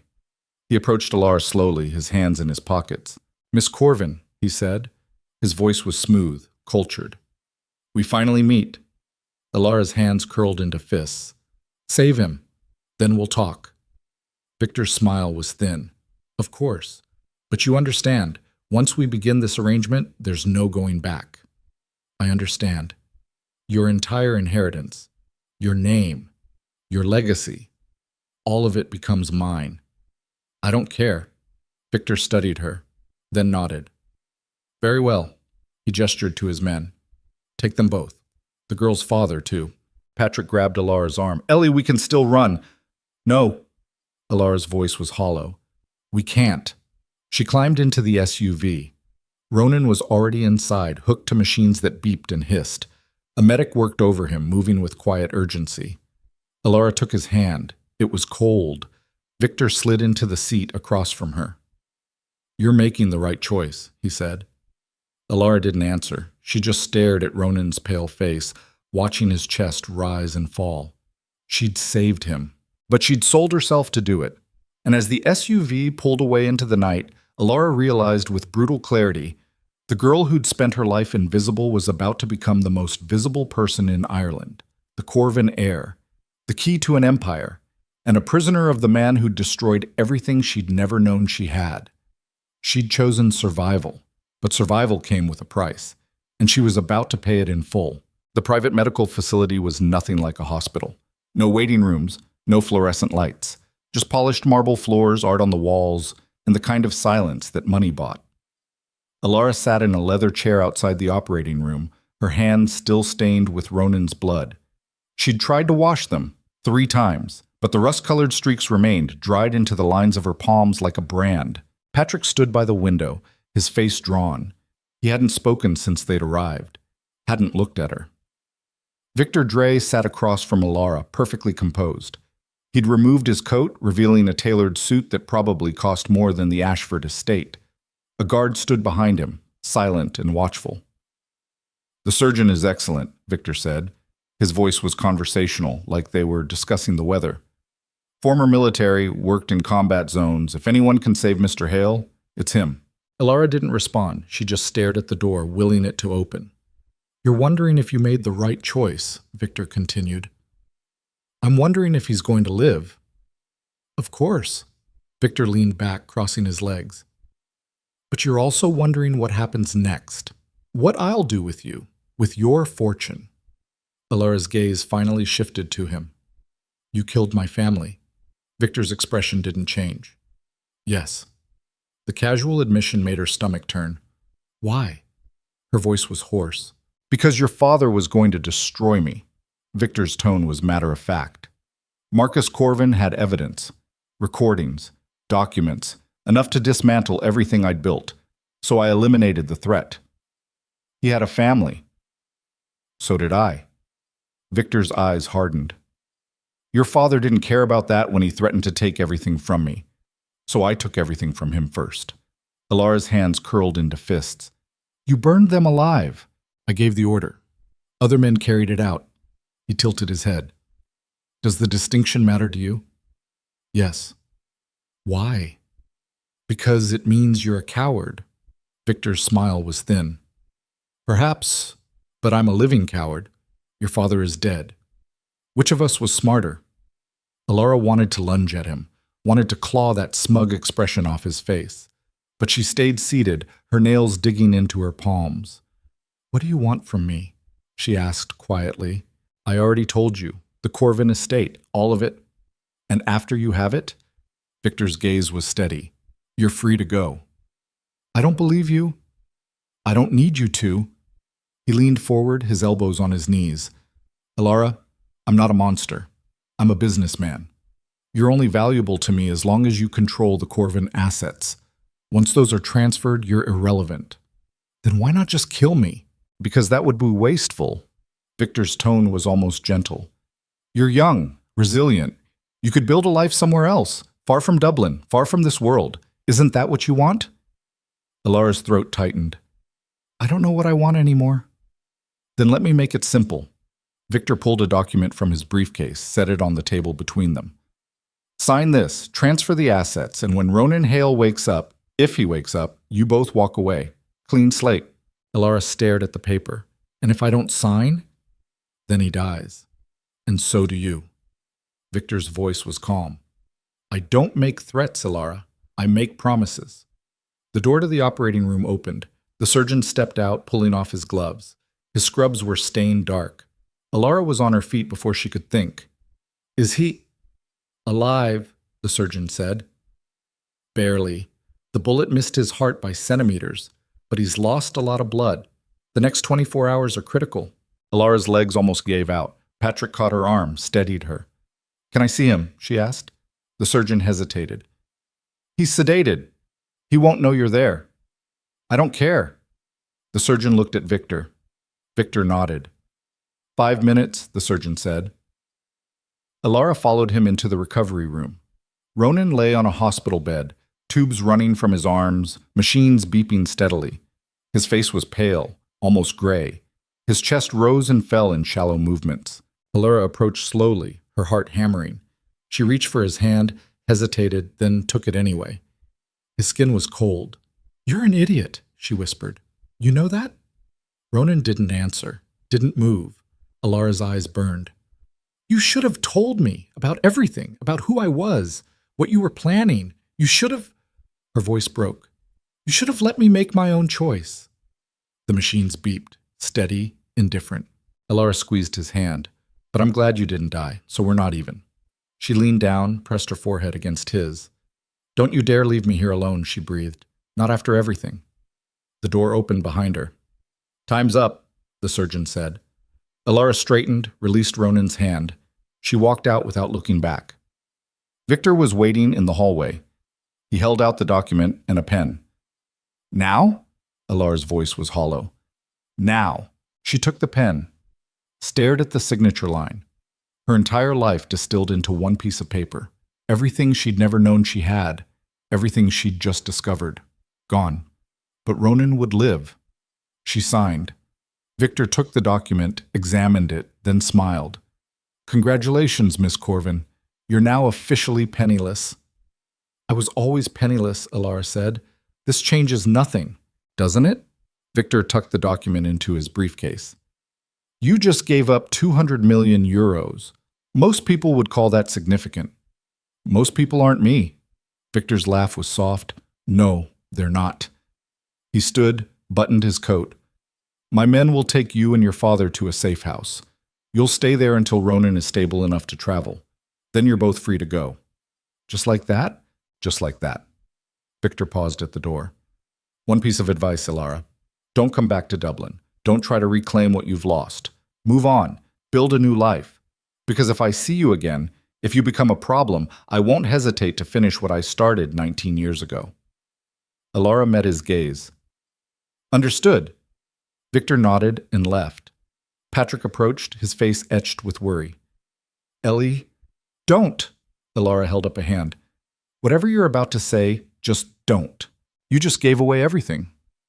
I gave away money I never had, for a life that was never real. She looked at him, her eyes hard. You lied to me. For 20 years. So forgive me if I'm not interested in your opinion right now. Patrick flinched. I was protecting you. By making me invisible? By hiding who I was? Yes. His voice cracked. Because if they knew you were alive, they would have killed you. Victor Dre, Siobhan, all of them. I did what I had to do. Ilara's chest ached. I know. But that doesn't make it hurt less. They stood in silence. Then Patrick reached for her, pulled her into his arms. Ilara resisted for a moment. Then she broke. She sobbed into his shoulder, all the fear and anger and exhaustion pouring out. Patrick held her, his own tears falling into her hair. I'm sorry, he whispered. I'm so sorry, Ellie. I know, she choked out. I know. The safe house was a penthouse overlooking the river, floor-to-ceiling windows, modern furniture, a kitchen stocked with food they didn't touch, 2 guards stationed outside the door. Ilara stood at the window watching the city lights blur through her tears. It was almost dawn. She hadn't slept, couldn't.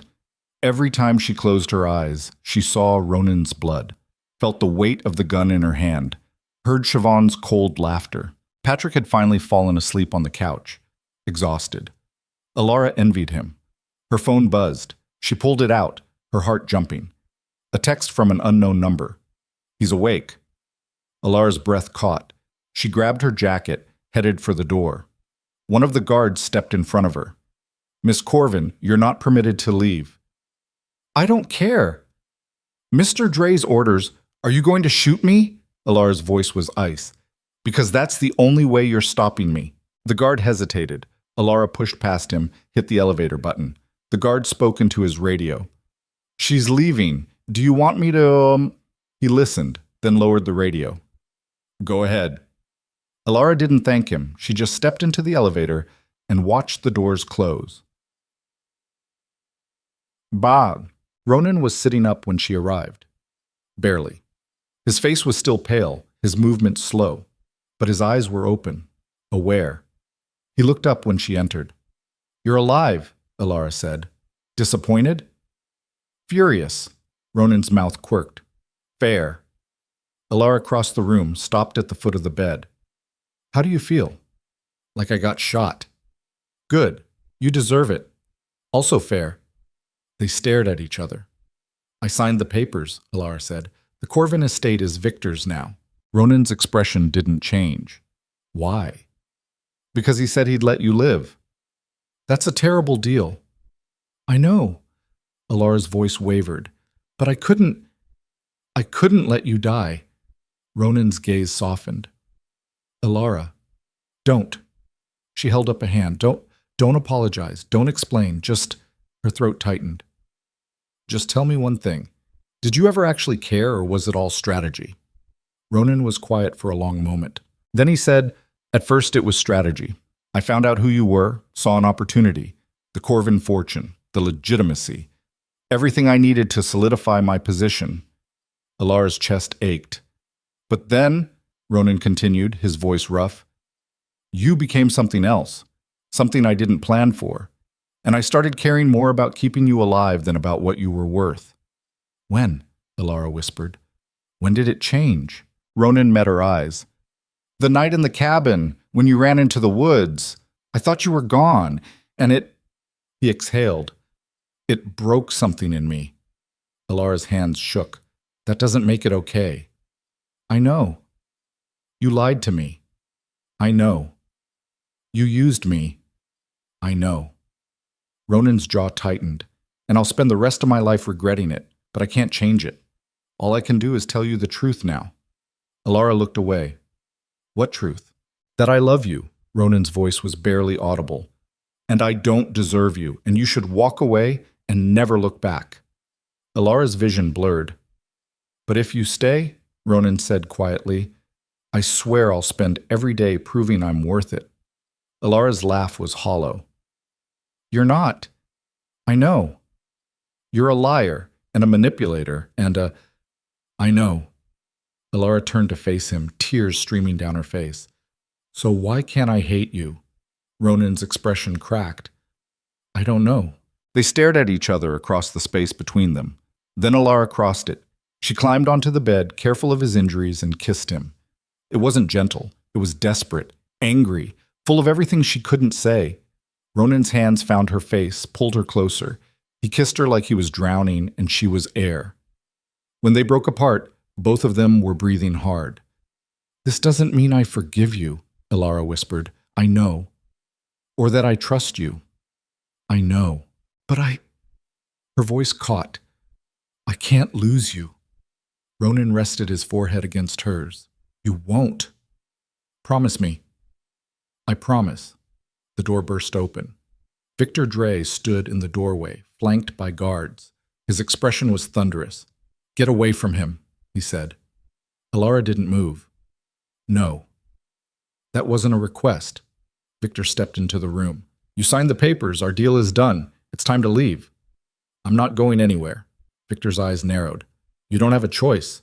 Actually, a new voice said. She does. Everyone turned. Siobhan stood in the hallway, gun in hand. Behind her, 3 men, all armed. Victor's face went white. How did you get in here? I own half your security team, Victor. Siobhan's smile was cold. Did you really think I wouldn't find out about your little arrangement? This doesn't concern you. Doesn't it? Siobhan stepped into the room. The Corvin fortune concerns everyone, and I'm not about to let you walk away with it. Victor's hand moved toward his coat. Siobhan's gun snapped up. Don't, she said. Victor froze. Siobhan's gaze slid to Alara. Hello again, darling. Miss me? Alara's heart hammered. She moved in front of Ronan, blocking him. Touching, Siobhan said, but pointless. You signed over the estate to Victor, which means I'll be taking it from him, and unfortunately, I can't have any loose ends. She raised the gun. Alara's mind raced. No weapons. No escape. Just a room full of people who wanted her dead. Then Ronan's hand found hers. He squeezed once, and Alara understood. She dove. Ronan lunged from the bed, ripping tubes free. He tackled Siobhan as her gun went off. The bullet punched through the window. Glass exploded. Victor's guards drew weapons. Siobhan's men fired. The room erupted into chaos. Alara hit the floor, rolled behind the bed. Gunfire roared above her. Ronan and Siobhan grappled on the floor. Blood spread across his bandages, but he didn't stop, didn't slow. He got his hands around her throat. Siobhan's eyes bulged. She clawed at his face, drew blood. Ronan didn't let go. One of Victor's guards went down, then another. Victor dove behind a chair, shouting into his phone. Alara saw Siobhan's gun on the floor, 3 feet away. She lunged for it. Her fingers closed around the grip just as one of Siobhan's men spotted her. He swung his weapon toward her. Alara fired first. The man dropped. She turned, saw Ronan still choking Siobhan. Her struggles were weakening. Then her hand found something in her coat. A knife. She drove it into Ronan's side. Ronan screamed, his grip loosening. Siobhan shoved him off, gasping. Alara fired. The bullet caught Siobhan in the shoulder. She spun, hit the wall. Alara fired again. This time Siobhan didn't get back up. Silence fell. Alara stood, the gun shaking in her hand. Bodies littered the floor. Victor cowered behind the chair, his suit splattered with blood. Ronan lay on the floor, the knife still buried in his side, his breathing ragged. Alara dropped the gun, ran to him. No, no, no! She pressed her hands against the wound. You're okay. You're okay. Ronan's laugh was wet. Liar. Shut up. Tears streamed down her face. Just shut up. She looked at Victor. Help him. Victor didn't move. I said help him. Why should I? Victor stood slowly, his hands raised. He's a liability. You both are. Alara stared at him. We had a deal. The deal was predicated on you leaving quietly. You didn't. Victor's voice was calm. So now I have to clean up the mess. He pulled a gun from his coat. Alara's stomach dropped. I'm sorry, Alara, Victor said. Truly. But you understand. He aimed at Ronan. Alara threw herself over Ronan's body. No! Victor's finger tightened on the trigger. Then the door exploded. Armed men poured into the room. Not Victor's, not Siobhan's. Different uniforms, different weapons. At the front, a woman with iron-gray hair and a badge. Nobody move, she shouted. Victor's gun clattered to the floor. He raised his hands. The woman approached Alara, holstered her weapon. Alara Corvin? Alara nodded, too shocked to speak. I'm Detective Inspector Walsh. We've been tracking Victor Dre for 3 years, and thanks to an anonymous tip, we finally have enough to bring him in. Anonymous tip? Alara's voice was hoarse. Walsh nodded to one of her officers. He pulled out a tablet, showed her a screen. It was footage. Security cameras, recordings, documents, all of Victor's crimes, everything. And at the bottom, a timestamp from 3 hours ago. Who sent this? Alara whispered. Walsh's expression was grim. We don't know, but whoever it was just handed us the case of the decade. Victor was pulled to his feet, cuffed. He looked at Alara as they led him past. This isn't over, he said quietly. Yes, Alara said. It is. They dragged him away. Walsh crouched beside Ronan. We need medics, now. Paramedics rushed in, loaded Ronan onto a stretcher. Alara tried to follow, but Walsh stopped her. I need to ask you some questions. Later, Alara said. Please. Walsh hesitated, then nodded. Go. Alara ran after the stretcher, climbed into the ambulance. Ronan's eyes were closed. His skin was ashen. A paramedic worked over him, muttering urgently. Is he? Alara couldn't finish. Pulse is weak, the paramedic said. We need to move. Fast. The ambulance tore through the streets, sirens wailing. Alara held Ronan's hand, whispering things she'd never said out loud. Stay with me, please. I can't do this without you. Ronan's fingers twitched. His eyes cracked open, found hers. Alara, he rasped. I'm here. The tip. What? I sent it. Ronan's breathing was labored. Before everything. Insurance, in case. His eyes closed. The paramedic shouted something Alara couldn't hear over the roar in her ears. The ambulance screamed through an intersection. And Alara realized Ronan had planned this. All of it. The evidence. The police. The endgame. He'd been 10 steps ahead the entire time. Even dying, he'd been protecting her. The ambulance doors flew open. Hospital staff swarmed. They pulled Ronan away, disappeared behind swinging doors. Alara stood alone in the hallway, her hands covered in his blood for the second time in 12 hours. And she made a decision. She wasn't running anymore. She wasn't hiding. If Ronan lived, when he lived, they were ending this. All of it. Siobhan, Victor, every threat, every enemy. She was done being the scared girl in the garden, done being invisible. The Corvin heir had been asleep for 19 years. Now she was awake, and she was done playing defense. The surgery took 6 hours. Alara sat in the waiting room, her father beside her, neither of them speaking. The hospital was public this time. Real doctors, real protocols, real consequences. Detective Inspector Walsh had stationed 2 officers outside the operating room. Protection, she'd said. But Alara knew better. They were guards. Witnesses. Making sure no one disappeared. Patrick had tried to get her to eat, to sleep, to do anything but stare at the operating room doors with eyes that had long since run out of tears. She'd refused. She just sat there, her hands folded in her lap, still stained with Ronan's blood. She hadn't washed them, didn't want to. Not yet. When the surgeon finally emerged, pulling off his mask, Alara was on her feet before he could speak. He's alive, the surgeon said. His voice was tired but steady. The knife missed the major organs, but he's lost significant blood. Again, his body is under immense strain. The next 48 hours will determine whether he pulls through. Alara's knees buckled. Patrick caught her. Can I see him? She asked. The surgeon hesitated. He's in ICU, sedated. He won't wake for at least 12 hours. I don't care. The surgeon looked at Walsh. She nodded. 5 minutes, he said. Elara followed him through sterile corridors that smelled of antiseptic and defeat. The ICU was quiet, machines humming their mechanical lullabies. Ronan lay in the second bed, tubes and wires connecting him to machines that kept him tethered to life.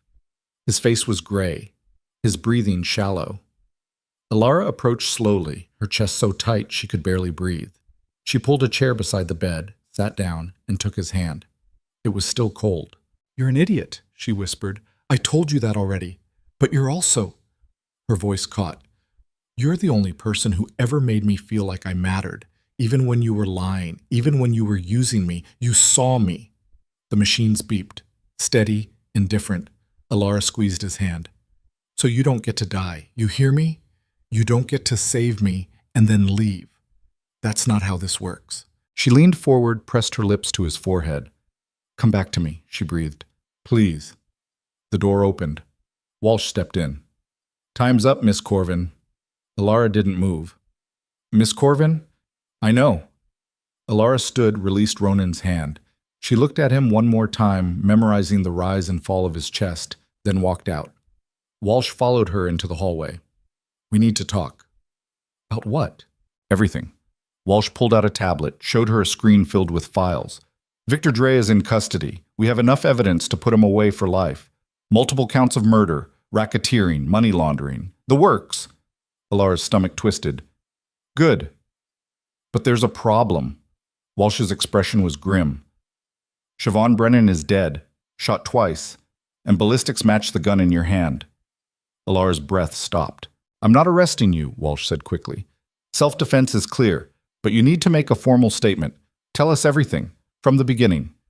Elara looked at her father. He nodded. "Okay," she said quietly. "I'll tell you everything." Objects. The interrogation room was small and cold. Elara sat across from Walsh and another detective, a recorder between them. Patrick waited outside with a lawyer Walsh had provided. Someone clean, she'd promised. Someone who wouldn't disappear. "Start from the night you witnessed Marcus Ashford's murder," Walsh said. Elara took a breath. Then she talked. She told them everything. The garden, the gunshot. Ronan pulling her into the car, the weeks in the apartment, the cabin, the motel. Finding out who she really was. She told them about Siobhan's threats, Victor's deal, the gunfight. She didn't cry, didn't stumble, just laid it out like evidence on a table. When she finished, Walsh sat back. "That's quite a story. It's the truth." "I believe you." Walsh tapped the tablet. "And it corroborates the evidence we've collected. The recordings Ronan Hale sent us document years of criminal activity. Victor Dre, Siobhan Brennan, dozens of others. It's the biggest case this department has seen in 20 years. "What happens now?" Elara asked. "You go home." Walsh's expression softened. "You're not a suspect, you're a witness. And once Ronan Hale is stable, we'll need his statement too. But for now, you're free to go." Elara stood on shaking legs. "What about the Corvin estate?" Walsh frowned. "What about it?" "I signed it over to Victor. Does that stand?" "A contract signed under duress?" Walsh shook her head. "No, that's void. The estate reverts to you, or it will once the courts sort through the mess." Elara's chest felt hollow. "I don't want it." "That's your choice, but legally, it's yours." Elara nodded numbly and walked out. Patrick was waiting. He pulled her into his arms without a word. Elara let him hold her, her face pressed against his shoulder. "It's over," he murmured. "It's finally over." But Elara knew better. It wasn't over. Not yet. 3 days later, Ronan woke up. Elara was there when it happened. She'd barely left the hospital, sleeping in the chair beside his bed, eating whatever the nurses brought her. Patrick had gone home to rest, but Elara wouldn't. She was reading a book she wasn't absorbing when Ronan's fingers twitched. Her head snapped up. His eyes fluttered open, unfocused. "Ronan?" Her voice cracked. He blinked, slowly. Then his gaze found hers. "Hey," he rasped. Elara's laugh was half a sob. Hey, you're still here. Where else would I be? Ronan's mouth quirked. Smart answer. Alara pressed the call button for the nurse, then leaned closer. How do you feel? Like I got stabbed.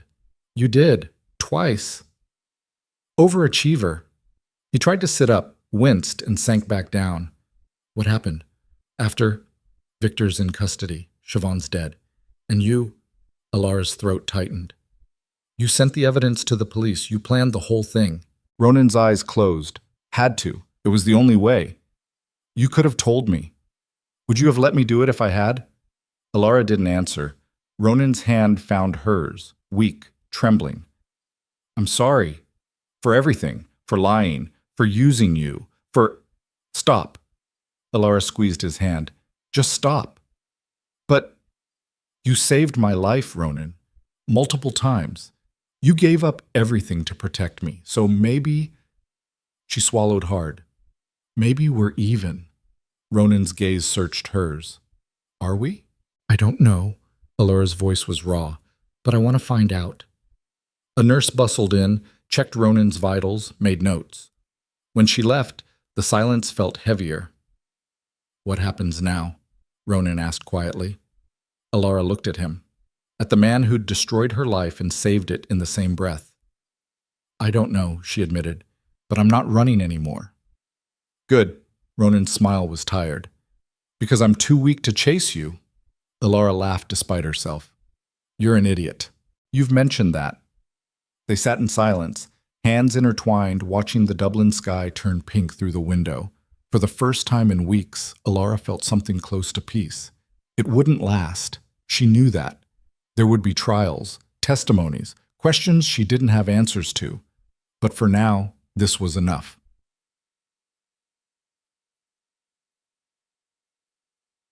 Two weeks later, Alara stood outside the ruins of the Corvin estate. The fire had happened 19 years ago, but the scars remained. Blackened stone, collapsed walls, gardens overtaken by wild growth. Patrick stood beside her, his face drawn. You don't have to do this. Yes, I do. Alara stepped through the rusted gates. The main house was a skeleton, roof gone, windows shattered, but the bones remained. She could see what it had been, grand, sprawling, built to last generations. Her family had died here. She walked through the rooms, her footsteps echoing. In the foyer, she found a portrait half burned. A family, mother, father, 2 children. She stared at the faces, searching for recognition. Nothing came.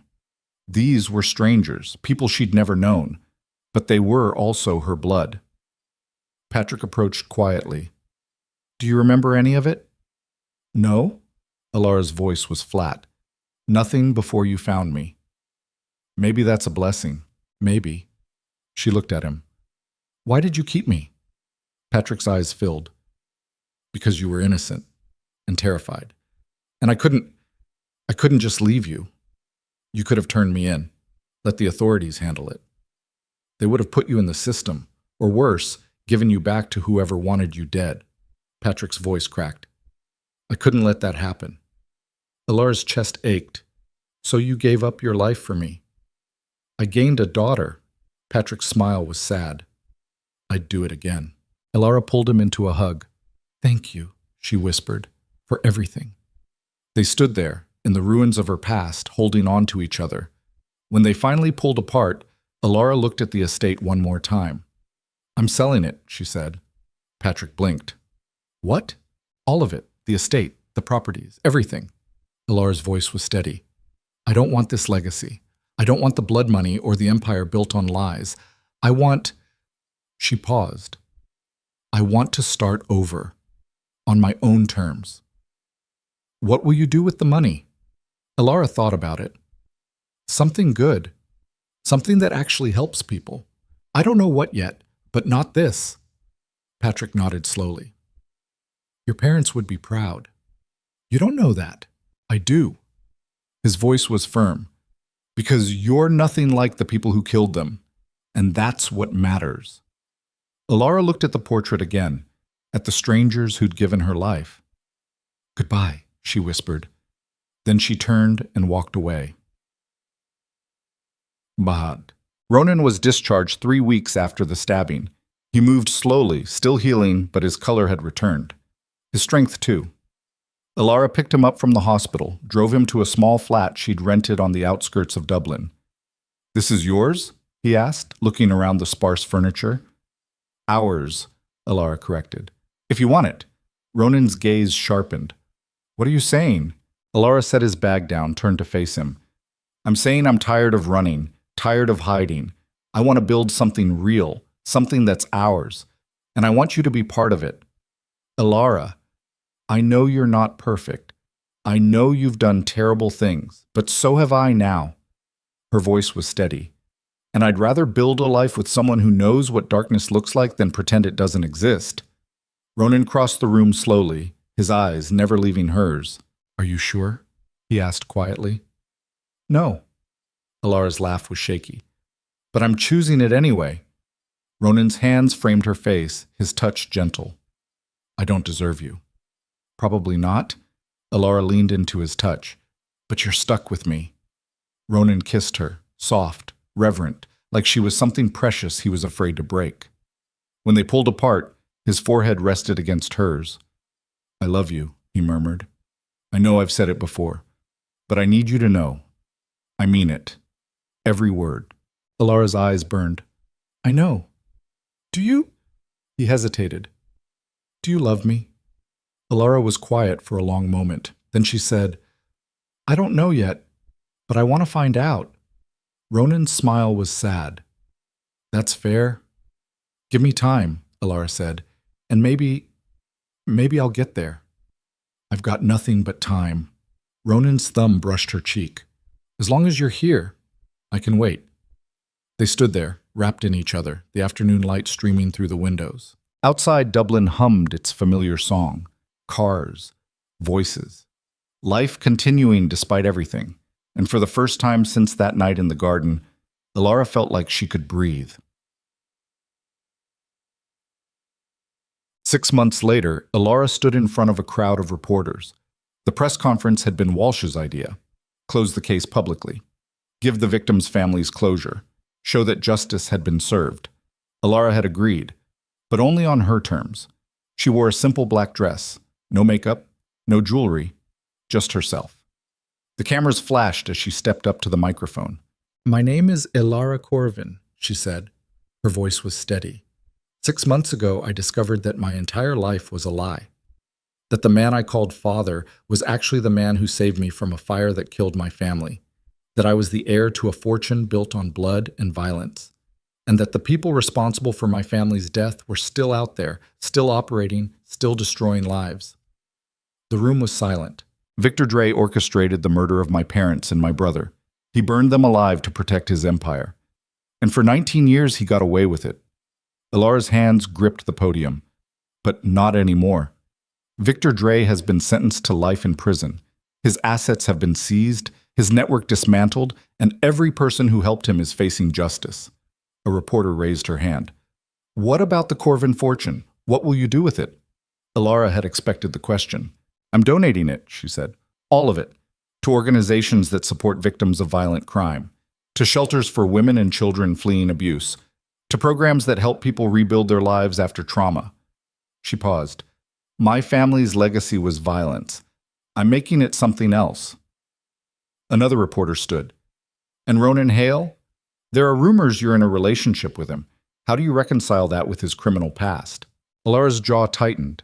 Ronan Hale provided the evidence that brought down Victor Dre. He risked his life to expose a network that had operated with impunity for decades. He's cooperating fully with authorities and has agreed to testify in every trial. He's not perfect, but he's trying to do better, and that's all any of us can do. She didn't elaborate, didn't defend, just stated facts. "One more question," Walsh interjected. A young man in the back stood. "Do you regret any of it, learning the truth?" Alara thought about it, about the garden, the fear, the blood, the lies, about Ronan, about herself. "No," she said finally. "Because ignorance isn't safety. It's just a prettier cage, and I'd rather live in the truth, however ugly, than hide in a lie." The room erupted with questions. Walsh stepped in, thanked everyone, and led Alara away. Outside, Ronan was waiting. He leaned against the car, hands in his pockets, watching her approach. "How'd it go?" he asked. "I didn't cry." "That's a win." Alara smiled despite herself. "They asked about you." "What did you say?" "The truth." Ronan's expression softened. "Which is?" "That you're trying." Alara stepped closer. "And that's enough." Ronan pulled her into his arms. She went willingly, pressing her face against his chest, listening to the steady beat of his heart. "Where do you want to go?" he murmured. Alara thought about it, about Dublin, about the estate, about all the places that held ghosts. "Somewhere new," she said. "Somewhere we can start over." "Any place in mind?" "Not yet." Alara pulled back, looked up at him. "But we'll figure it out." Ronan's smile was genuine. "Yeah, we will." They climbed into the car. Ronan drove, no destination in mind, just following the road out of the city. Alara watched Dublin disappear in the rearview mirror, the place that had defined her, confined her, nearly destroyed her. She didn't feel sad. She felt free. "Do you think we'll ever be normal?" she asked quietly. Ronan glanced at her. "Define normal." "I don't know. Boring, predictable, safe." "God, I hope not." Ronan's grin was crooked. "Normal sounds awful." Alara laughed. "You're impossible. You like it." Unfortunately. They drove in comfortable silence, the countryside opening up around them. Green fields, stone walls, sky so wide it felt endless. "Ronan?" Alara said after a while. "Yeah?" "I think I'm getting there." He looked at her. "Getting where?" "To loving you." Alara's voice was soft. "I'm not there yet, but I can see it. And that's something." Ronan's hand found hers, threaded their fingers together. "That's everything," he said quietly. Alara squeezed his hand, looked out at the horizon. The girl who'd spent her life invisible was gone. In her place was someone new, someone scarred, someone stronger, someone who'd walked through fire and come out the other side. She didn't know what the future held, didn't know if she and Ronan would make it, didn't know if the past would ever stop haunting her. But she knew one thing: she was done being afraid. The gardener's daughter had died the night she saw the blood. Alara Corvin had risen from the ashes, and this time the rules weren't written by fear or legacy or men who thought they owned her. They were hers, and she was just getting started. 5 years later. Alara stood on the balcony of a small house overlooking the sea. Not the Irish Sea, something warmer, calmer. Spain, Ronan had suggested. Somewhere no one knew their names. They'd bought the house with what little remained after the donations. It was small, modest, nothing like the estates or penthouses. But it was theirs. Inside, she could hear Ronan making dinner, badly. He'd never learned to cook, probably never would. Alara smiled. Her phone buzzed. A message from Patrick. A photo of him in his new garden. He'd moved to Cork, started a landscaping business. He looked happy, lighter. She texted back, "Looks beautiful, proud of you." His response was immediate. "Right back at you, Ellie." Alara set the phone down, looked out at the water. They'd testified in 17 trials over 3 years. Watched Victor Dre get sentenced. Watched his empire crumble. Watched the people he'd hurt finally get justice. It hadn't been easy. The nightmares still came. The scars, physical and otherwise, still ached, but they'd survived. Ronan stepped onto the balcony, 2 glasses of wine in hand. He passed her one. "Dinner's ready," he said. "Well, ready-ish." "Is it on fire?" "Only a little." Alara laughed. "I'll get the extinguisher." Ronan caught her hand, pulled her back. "Wait." She turned. He looked at her, his eyes soft. "I love you." Alara's chest warmed. "I know." "Do you—" He hesitated. "Do you love me?" She'd said it before, many times over the past 5 years, but it never stopped meaning something when he asked. "Yes," she said, simply, truly. "I love you." Ronan's smile was worth every scar. He kissed her, gentle and sure, and Alara kissed him back. When they pulled apart, the sun was setting, painting the sky in shades of gold and red. Come on, Elara said, taking his hand, before the house actually burns down. They went inside together, and as the door closed behind them, the world outside continued turning, indifferent, relentless. But inside that small house by the sea, two people who'd been forged in fire and blood and lies had found something rare. Peace. Not perfect, not without cost, but real. And in the end, that was all they'd ever wanted. To be seen, to be known, to be loved. Not for who they were supposed to be, but for who they'd become. The gardener's daughter and the crime lord, the heir and the exile. Two broken people who'd built something whole. And as the stars came out over the Spanish coast, Elara Corvin smiled. Because for the first time in her life, she wasn't running from her past. She was building a future, and it was hers, completely, utterly, irrevocably hers. The end.